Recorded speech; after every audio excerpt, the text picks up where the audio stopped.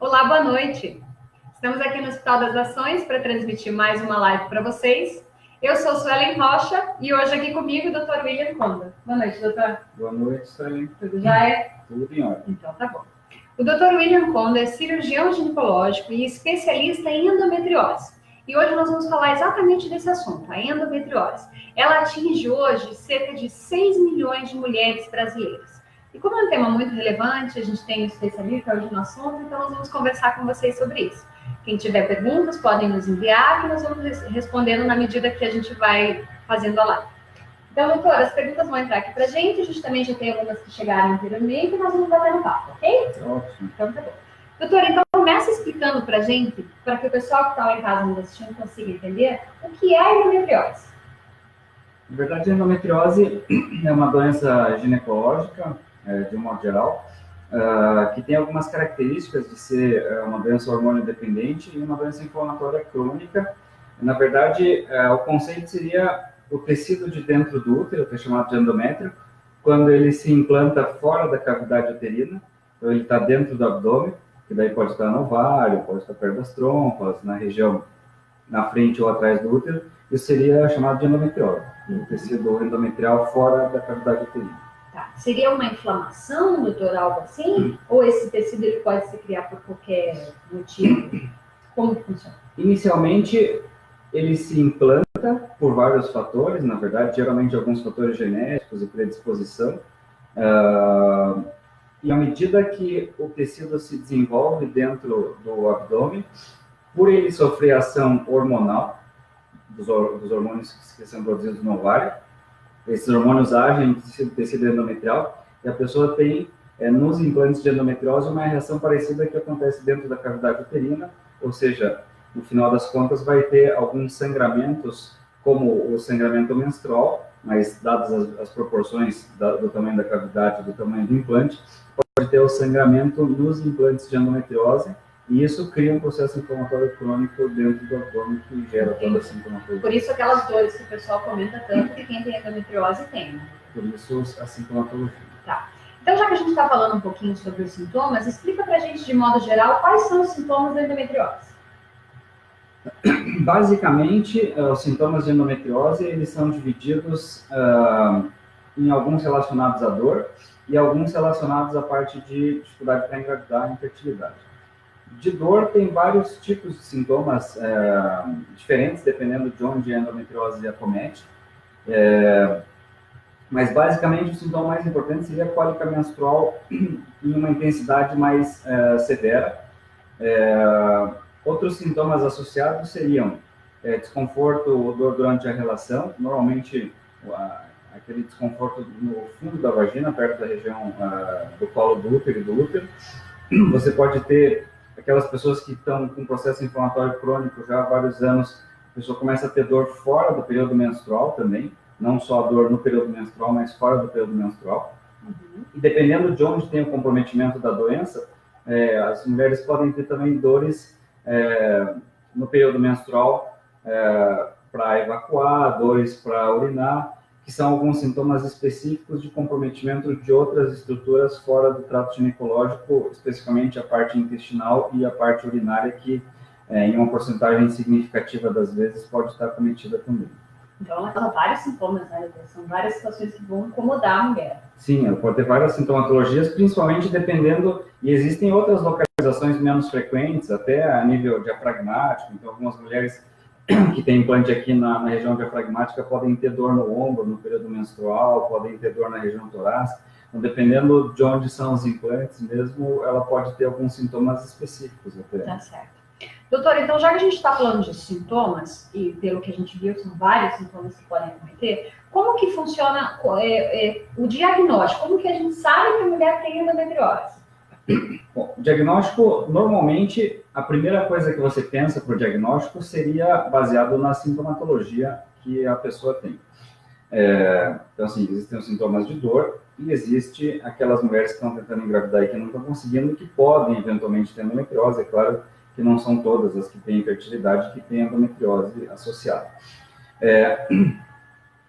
Esses dependendo do tipo de endometriose, porque basicamente a gente tem dois tipos de endometriose. Tem uma endometriose que é chamada de endometriose superficial, tem a endometriose que é chamada de endometriose profunda, e tem a endometriose que infiltra a musculatura uterina, que é chamada de adenomiose, e tem o cisto de endometriose no ovário, que é chamado de endometrioma.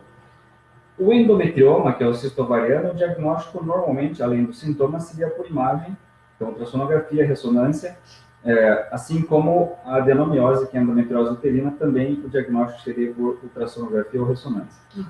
A endometriose profunda, de um modo geral, você também consegue fazer o diagnóstico por ultrassonografia ou ressonância, mas daí, normalmente, existem alguns serviços de radiologia mais especializados para diagnóstico de endometriose profunda, e aqui no hospital a gente tem o serviço que faz basicamente todo o diagnóstico para a gente, que é coordenado pelo Dr. Carlos. Esses radiologistas que têm mais experiência no diagnóstico de endometriose conseguem, com uma fidedignidade maior, conseguir identificar lesões até pequenas de endometriose profunda, tanto por ultrassonografia quanto por ressonância, mas, de um modo geral, são exames que devem ser feitos com um preparo específico para identificar exatamente os implantes. Às vezes, você fazer um exame habitual, de rotina, mesmo que seja uma ultrassonografia ou uma ressonância, às vezes você acaba não fazendo o diagnóstico. Então, normalmente, o ideal seria fazer algum exame com algum profissional específico que tenha experiência no diagnóstico de endometriose profunda. A doença superficial, como o próprio nome diz, ela compromete superficialmente as estruturas. O diagnóstico é só feito com cirurgia, na verdade.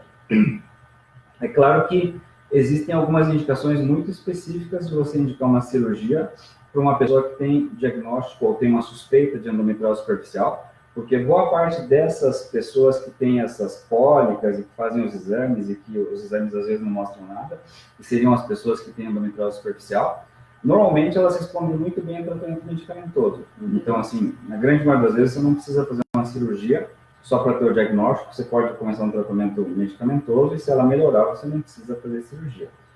Uma exceção seria os casos de infertilidade, que daí, como a endometriose pode atrapalhar a parte da fertilidade também, às vezes a gente acaba indicando um procedimento cirúrgico no contexto de infertilidade.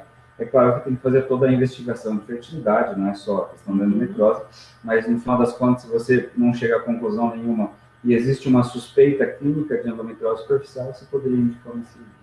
Então, de modo geral, o diagnóstico é feito depois de detectado esses sintomas que você já falou, a cirurgia em alguns casos e os exames de imagem. Exatamente. Então, os exames de imagem, eles são uma ferramenta muito importante para você diagnosticar os casos de endometriose profunda, que normalmente são os casos mais complexos de manejo cirúrgico. Então, esse diagnóstico é feito com exame de imagem. Então, vamos aproveitar, doutor, que a gente está falando sobre cirurgia. Vem uma pergunta aqui, até o senhor falou sobre cirurgia. Toda endometriose é cirúrgica? Não, né? O senhor falou que pode existir situações com medicamentos, né? De um modo geral, assim, se você quiser confirmar o diagnóstico de endometriose, teoricamente você deveria operar todo mundo que tem cólica. Porque... Já pensou todo mundo? Se a gente for dividir, mais ou menos uns 60%, 70% de quem tem endometriose, até 80%, são pessoas que têm endometriose superficial. Ou seja, você nunca vai ter um exame, nem de sangue, nem de imagem que detecte. Então, para você dizer que a pessoa que tem muita cólica não tem endometriose, seria só fazer uma cirurgia. Mas é claro que se a pessoa usar um remédio melhor, você não vai operar, dependendo de caso a caso, a gente não vai fazer cirurgia. Mas a maioria das pessoas que tem endometriose, o tratamento acaba sendo medicamentoso.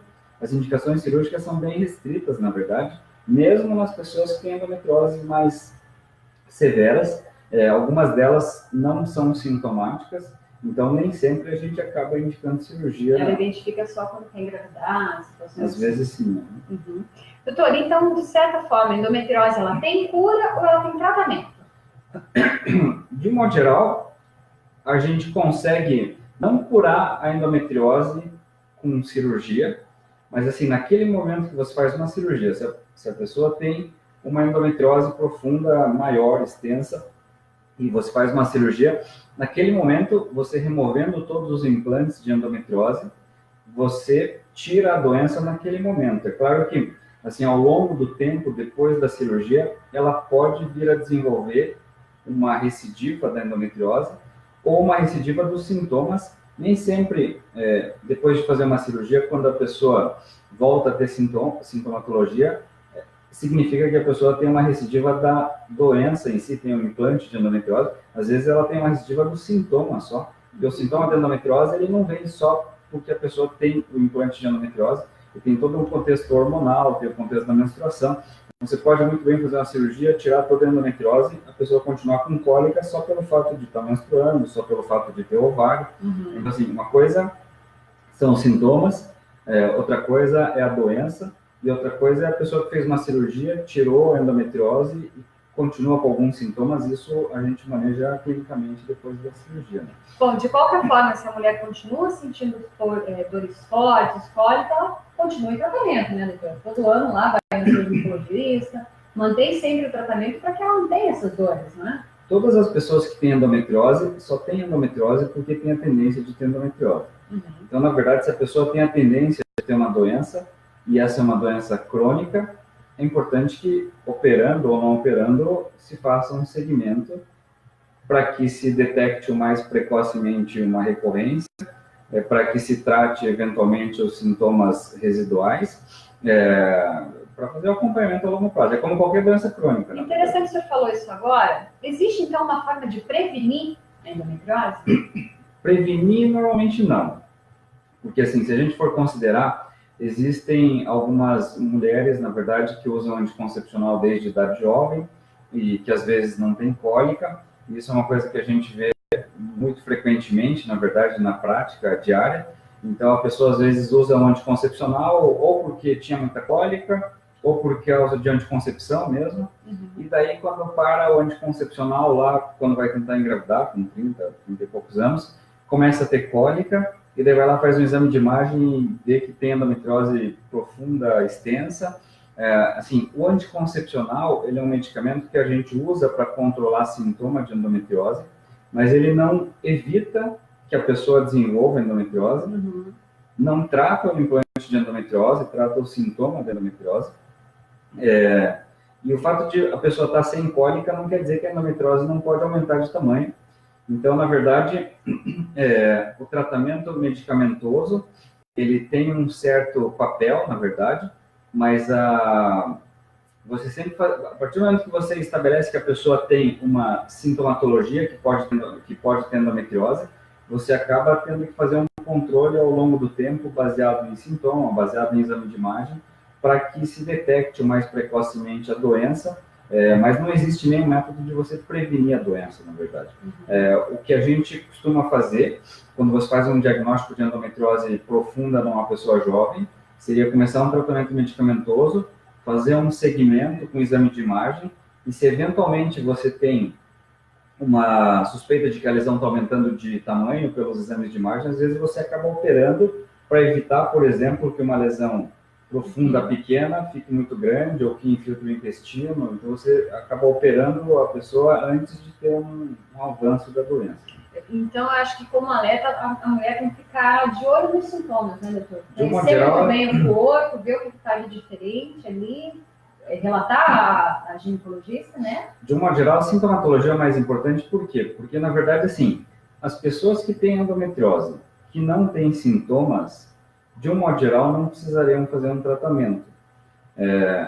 Salvo algumas situações muito específicas de endometriose muito grave, que daí, às vezes, você acaba tendo alguma complicação da doença sem saber e sem ter sintoma. Isso, às vezes, acontece, seja porque a pessoa não tem sintoma mesmo, ou seja porque a pessoa está usando anticoncepcional e não tem sintoma por causa do anticoncepcional. Ele está cobrindo ali. Exatamente, ele mascara a sintomatologia.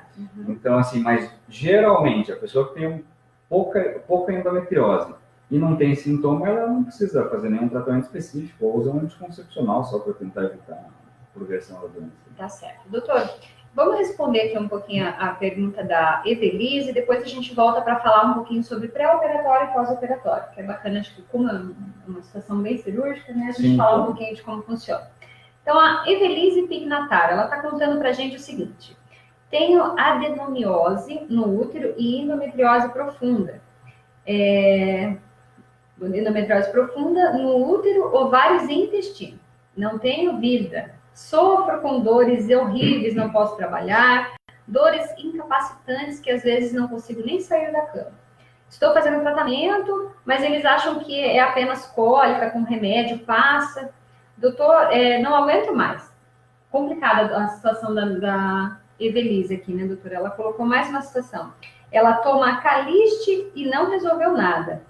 Eu acredito que esse caso seria interessante fazer uma reavaliação, né, doutor? Como que funciona? Então, normalmente essas mulheres que têm endometriose extensa, seja com ou sem comprometimento no útero, e tem uma endometriose maior afetando a parte intestinal, por exemplo, uma primeira abordagem seria um tratamento medicamentoso, realmente. O Caliste é uma das medicações que a gente tem para uso em endometriose, que é o Genogest, e tem uma resposta interessante em uma parcela das pessoas, assim, 50%, 60%, 70% de quem usa tratamento clínico, mesmo com doença mais extensa, pode responder a tratamento medicamentoso. Como a gente já discutiu, na verdade, o tratamento medicamentoso não vai tratar a doença, pode ajudar na sintomatologia da doença. Mas aquela pessoa que usa o tratamento medicamentoso e não tem resposta, principalmente quem tem uma doença extensa, se beneficia muito de um procedimento cirúrgico.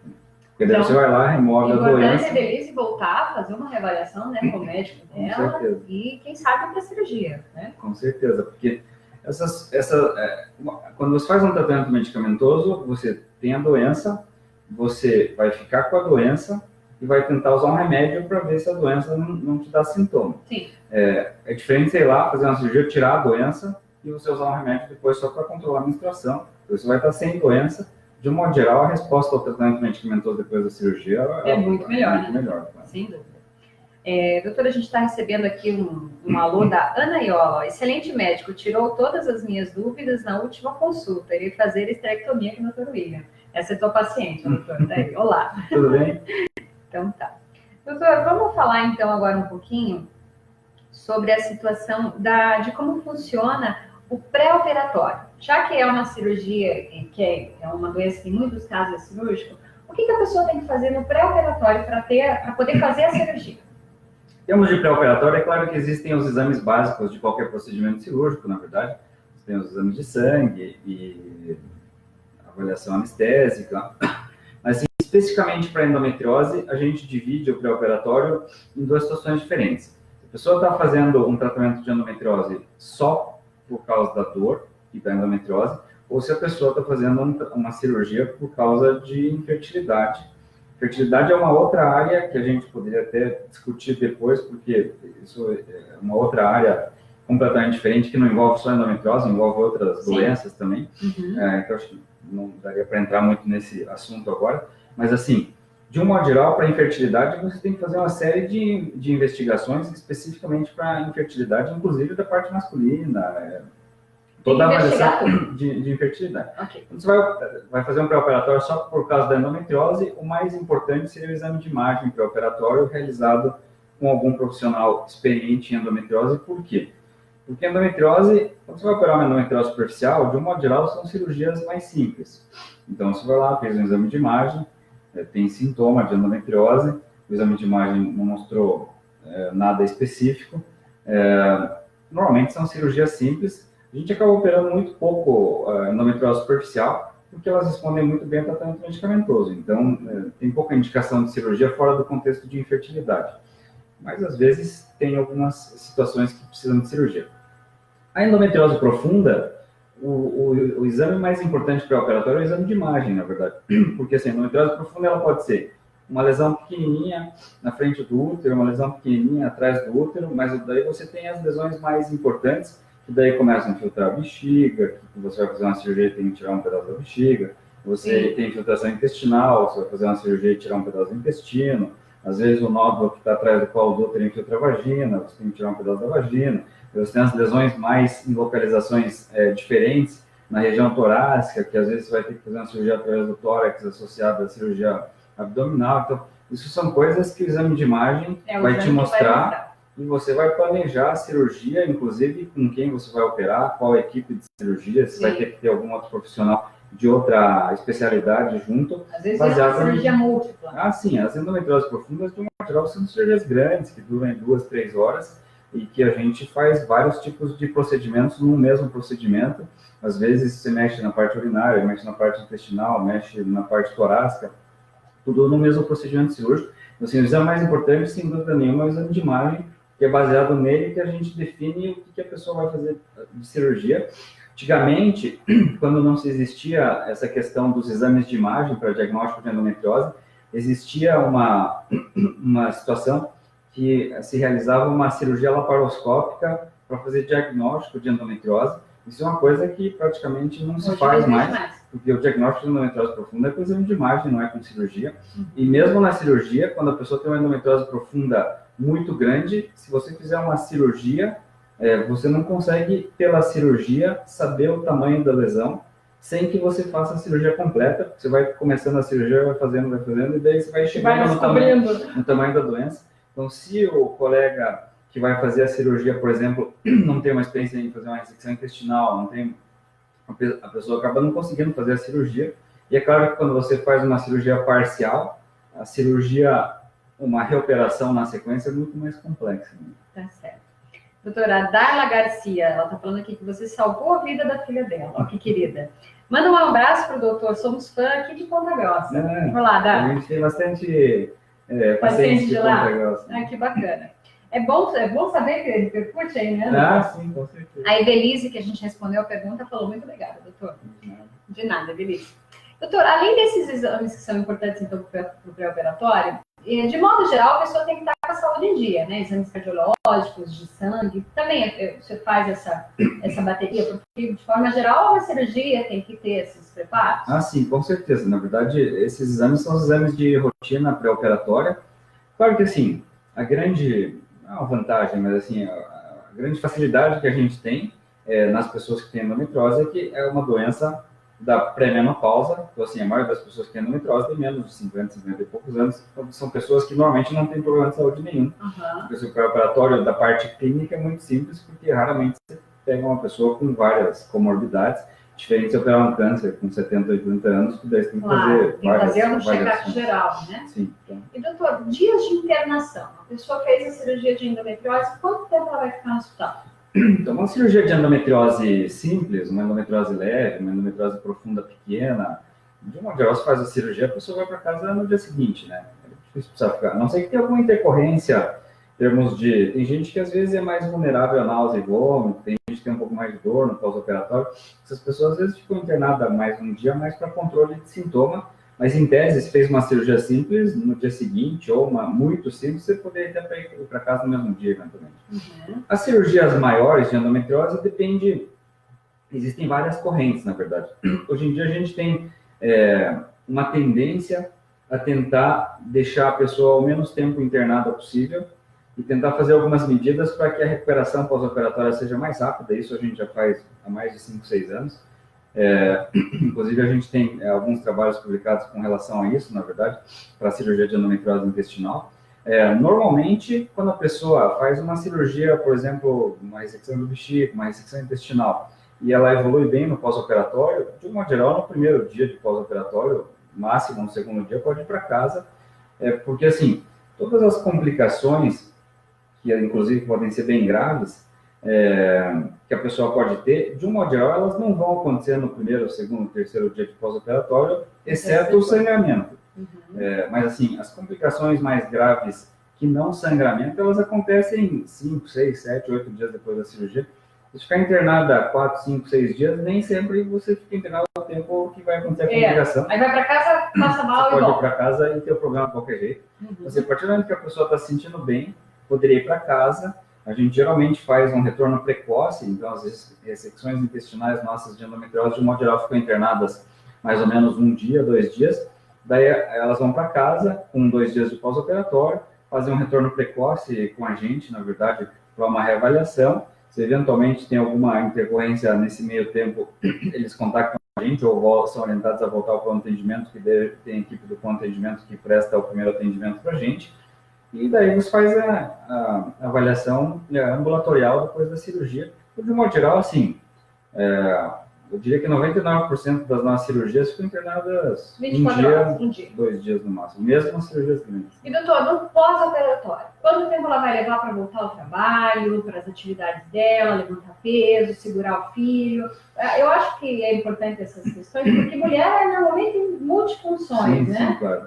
Como funciona depois? Ela consegue voltar para o trabalho? Quanto tempo ela tem que ficar em casa? Como que é? É claro que o pós-operatório ele depende de algumas coisas. Primeiro depende da cirurgia que a pessoa tem que fazer. Quanto maior a cirurgia, a gente pode esperar uma recuperação um pouco mais demorada. Depende da recuperação individual de cada pessoa. Existem algumas pessoas que são mais sensíveis à dor, na verdade, e vão lá e fazem uma cirurgia bem simples e às vezes ficam lá uma semana com dor, 10 dias. Então, assim, em linhas gerais, a gente espera uma recuperação da cirurgia em torno de uma semana a 2 semanas. Eu costumo, geralmente, deixar de afastamento de trabalho 15 dias, dependendo do tipo de trabalho que a pessoa desempenha. Aquelas pessoas, por exemplo, que fazem muita força no trabalho, às vezes precisariam ficar afastadas 20, 30 dias por causa do tipo de trabalho que a pessoa tem. Mas, geralmente, em torno de 10 a 15 dias, e daí o retorno para atividades físicas, geralmente 30, 40 dias de pós-operatório. Então é pouco, né, doutor? Não é muito tempo. Se for levar em consideração o benefício, vale a pena, sim, né? Dar uma pausa aí nas atividades e se tratar. Com certeza. Tá certo. Doutor, explica pra gente, então, um pouquinho sobre os riscos da infertilidade. A gente leu bastante, veio algumas questões em relação a isso, e ela está associada cerca de 33% à infertilidade. Como que funciona? Nem toda mulher que tem endometriose tem problema com infertilidade. Como que é mais ou menos isso pra gente? Na verdade, assim, é difícil você falar especificamente de infertilidade. Isso era uma coisa que alguns estudos mais antigos mostravam muito, porque antigamente se realizava muita cirurgia laparoscópica diagnóstica. Hoje, como a gente acaba não fazendo tanto, e existem outros tipos de tratamento de fertilidade, difícil você ter uma ideia exata do quanto a endometriose está relacionada com infertilidade, mas dá a impressão, e pelos estudos aparentemente é isso, que mais ou menos uns 40% a 50% das pessoas que têm endometriose vão ter dificuldade para engravidar. E o inverso também é verdade. Quando você tem um casal que está tentando engravidar e não está conseguindo, que fez toda a investigação, e na verdade essa investigação não mostrou nada, você vai ter pelo menos uns 40% a 50% que podem ter endometriose no meio das causas de dificuldade para engravidar. Então, aparentemente, seria pelo menos uns 40% a 50%. É claro que, assim, se você pegar uma endometriose extensa, na verdade, que está tudo infiltrado, que está cheio de aderência na região pélvica, existem alguns trabalhos mais antigos mostrando que essas mulheres, quando elas vão tentar engravidar espontaneamente, a taxa de gravidez não chega a 5, 10% espontânea, então é bem baixo, na verdade. Então, assim, quanto mais grave a endometriose, mais pode estar associada com dificuldade para engravidar. E a mulher que engravida com endometriose, doutor, existe um risco nessa gestação? Depende do tipo de endometriose. Quando tem endometriose mais leve, na grande maioria das vezes, não.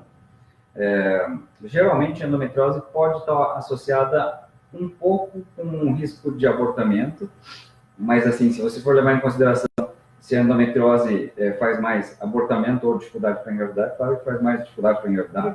Assim, quando a pessoa engravida, tem um risco um pouquinho maior de abortamento. Mas a endometriose profunda, de um modo geral, a pessoa tem um risco maior de intercorrências durante a gestação, em termos de trabalho de parto prematuro, restrição de crescimento fetal intrauterino, algumas complicações de sangramento intraabdominal em cesárea, pós-parto. Assim, existe um risco maior, mas esse risco ele não é grande o suficiente para justificar que toda pessoa que tem endometriose precise obrigatoriamente operar antes de engravidar. Na verdade, esses riscos eles são maiores quando você compara com uma pessoa que não tem doença nenhuma. Sim. Mas, assim, não é por isso que a pessoa tem que fazer uma cirurgia. Tanto é que uma pessoa que tem uma endometriose super extensa poderia, em boa parte dos casos, para engravidar, não operar e ir para um tratamento de fertilização, por exemplo. Essa acaba sendo uma opção de tratamento para engravidar e você não precisaria operar antes de ir para uma fertilização, por exemplo, em boa parte dos casos. Existem algumas indicações específicas em que você precisa fazer uma cirurgia antes da fertilização, mas, assim, são casos bem específicos. Tá certo. Doutor, acabou nossas perguntas e o nosso tempo também. Então, eu quero agradecer em nome do Hospital das Nações a sua disponibilidade de estar aqui hoje. Muito obrigada, doutor. Eu gostaria de saber se você tem algum recado para dar, então, hoje para quem está assistindo a gente lá em casa. Na verdade, o prazer foi meu. Na verdade, é uma experiência muito boa. É muito importante poder conversar sobre esse tema, principalmente porque a incidência é muito alta. Levar a informação, né, doutor? Porque se tem tanta incidência, as mulheres precisam saber que tem tratamento. Porque a incidência estimada da doença, na verdade, é em torno de 10 a 15% das mulheres em idade reprodutiva. É claro que isso é uma coisa difícil de você ter certeza. Primeiro, porque não existe um exame. Você ter certeza da incidência, teria que operar todas as mulheres, ver quem tem endometriose e quem não tem. Então, não dá para saber qual que é a incidência real da endometriose, mas estima-se que seja em torno de 10 a 15%. E a gente, que lida com esse tipo de doença diariamente, acaba vendo a dificuldade que algumas mulheres têm de diagnóstico, ou mesmo a dificuldade em termos de manejo da doença, ou às vezes do tipo de cirurgia que precisaria fazer. E como a gente está implementando um serviço de cirurgia aqui no hospital, com foco não só em endometriose, mas em todas as doenças, principalmente para tratamento com cirurgia minimamente invasiva, que é a via de abordagem melhor para a cirurgia hoje em dia. É um prazer, na verdade, estar aqui discutindo essas questões. Prazer é nosso, doutor. Para você que está em casa e tiver alguma dúvida, manda a pergunta para a gente, coloca lá na nossa página que a gente vai até o doutor, pega a resposta e traz ela para vocês. Por hoje é só. Boa noite, doutor. Boa noite, obrigado. Boa noite. Boa noite. Hospital das Nações, você em boas mãos.